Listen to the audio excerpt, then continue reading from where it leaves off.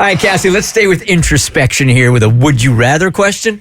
This is a really interesting would you rather question. And I think before we start, we got to get all on the same playing field. So, Kristen and Bert, for the sake of this question, you do not have kids. Okay? No kids, because I think that changes everything. I give up one immediately. That was easy. Just kidding. Here's the question.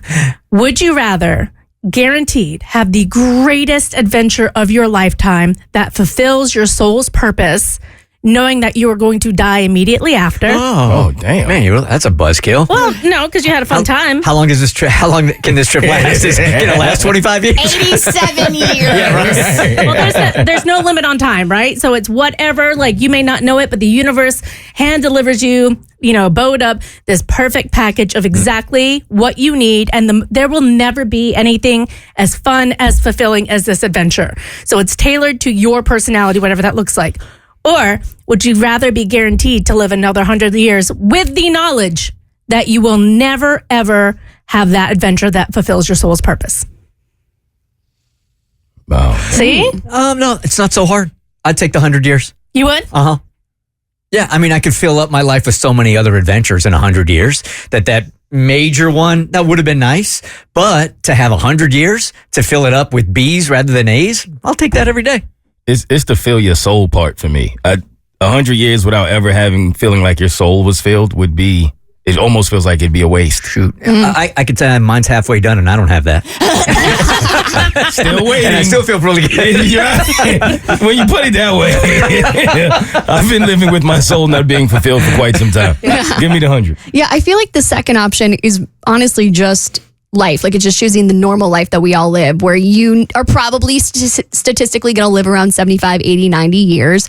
And you're constantly going to be searching for something that's going to give you that fulfillment and give you that happiness. And maybe sometimes you think you find it, but then inevitably life happens and something takes that joy away or kind of taints that joy. So the other option, the first option, is something I think everybody with anxiety fears. It's like, things are so good. When is the other shoe going to drop? And the problem is with option one is like the shoe is going to drop. You're going to die the next day.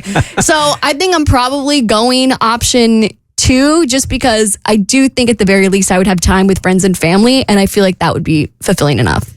Yeah, due to my debilitating fear of death, I'm taking number two. Yeah. Give me the 100 years. Yeah, because even in that 100 years, I noticed this last night, that it wasn't an extraordinary night, but there me and my son are. He's 17 years old, and anybody with a teenager knows that you rarely get to see them. It's so funny that when people say they're going to become empty nesters when the kids are out of the house, that's BS. You become an empty nester once your kid has a car.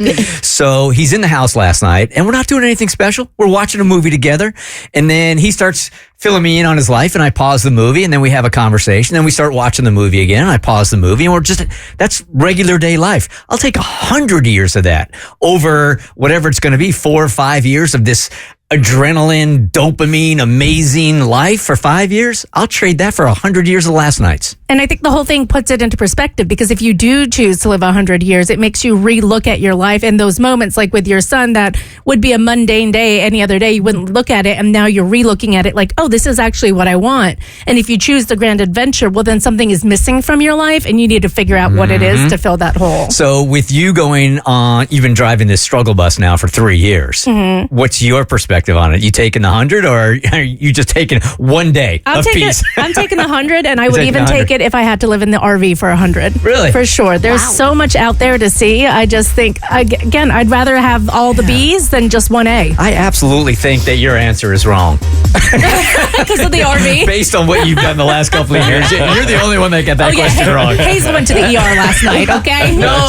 She's okay. But yes, to your point, it's nonstop. Yeah, just take one day of peace. Forget about the 100, okay? Kill her now.